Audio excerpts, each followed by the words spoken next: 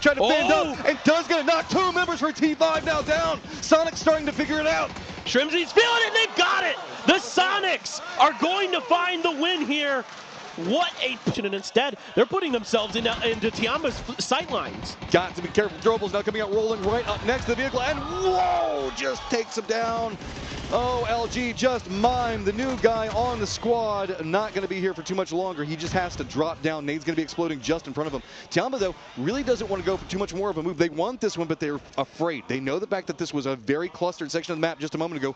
Realize the fact that it might be a bit more open than they thought. Instead, braving the smokes, gonna spot out. Mime does get a knock, but that's going to be all he finds. Last member to step forward right into his sights. Gonna step in, but no! Vilfer stops it. He buys himself some more space. 7 kills for them. The circle, though, nowhere near his position. Yeah, and now 17 has to make this treacherous downhill drive through open space, and gave an easy lineup shot for Legacy, who hasn't had to do much this game.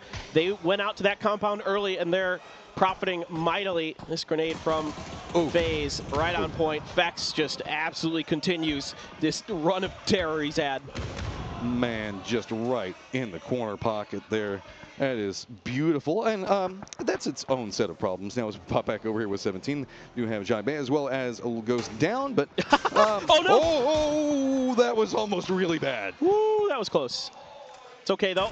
Legacy's trying to punish this, but they took a knock on the way in, and Suju playing as this anchor. This is why you see these teams do these 1-3 splits so often. Tyloo still has a role to play in this potentially as well. Suju going to look for the blue zone grenade on top of Legacy. The res has come through. Blue zone looks like it might just fall short there, but knocks starting to happen as Xiaowu comes to life. Where was he inside the group stage? Because, man, now that we're in the winner's bracket, he is vibing over here.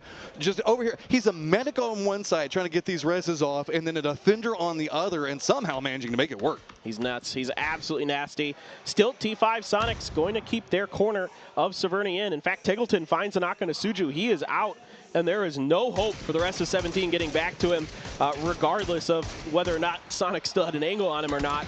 Not going to happen. Guizera trying to continue this push forward. Grenades are going to be out. Let's see if they can connect. This is just a wing and a prayer nade, though. I mean, let's be honest. We've got T5 and Sonics that are just, they're in a shooting range right now. Everybody else is trying to find it out. Guizera's trying to move forward right up into the 17 line. He needs to get a knock. Doesn't even have any vision. Blue zone going to be on top of him. RBN thinking maybe he can support, but this is just having to hunker down and avoid any shots at range from Sonics or T5.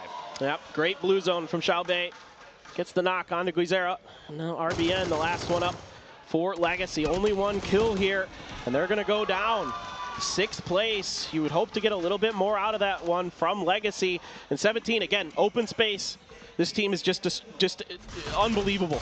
They control their space so well. They're so talented mechanically. However, if this circle moves away from them, it is going to be very, very challenging, because that will likely keep either Sonics and or T5 in this next circle, and there's not much they can do. They've had to burn so much, 17, with their utility just to get to the stage. You can see vehicles near on nothing left to work with.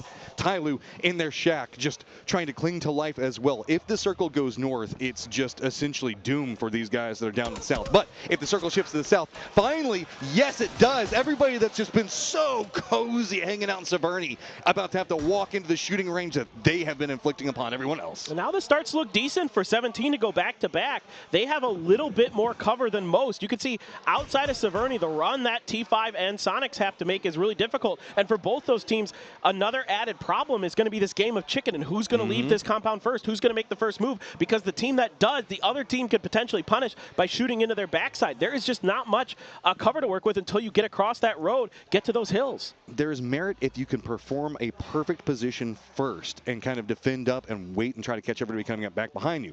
If you screw it up, though, it is so easy to screw up. The other team can just absolutely walk behind you and just pick up every single one of those kills. It's one of the reasons we've kind of got the standoff going on over there. Both teams in the north eyeing their vehicles. You can see Shrimzy now bringing it over. Everybody's trying to get them prepped. Smoke walls not really coming out too much. There we go. I was going to say, I think Tiggleton's starting one up right now.